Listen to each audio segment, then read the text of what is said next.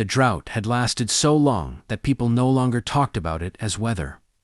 It was a curse now, a thing with intent.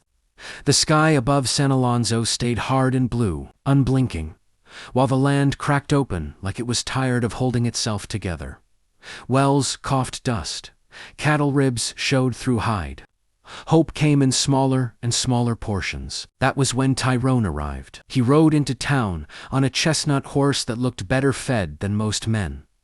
His hat tilted just enough to suggest confidence without arrogance. A canvas wagon followed behind him, painted with faded letters that read, "Tyrone, Heart Rain Specialist." People gathered before he even dismounted. Desperation made believers out of skeptics, and Tyrone knew exactly how to read that look in their eyes. He smiled slow, warm, like a preacher who already knew your sins and forgave you anyway. "Afternoon," he said, voice smooth as creek water in better years.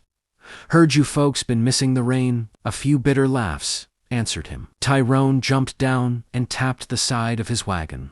"Good news is, I didn't miss you." Inside the wagon were glass instruments, copper rods, jars of cloudy liquid, and a strange metal tower that looked half science, half magic. He explained it all with practiced atmospheric pressure, wind persuasion, cloud encouragement. He never said guarantee. He said conditions. He said patterns. He said faith helps. By sundown, he had a crowd and a list of names willing to pay. By sunrise, Carmen Alvarez was already unimpressed. She stood at the edge of the gathering, notebook tucked under her arm, dark hair pulled back tight against the heat.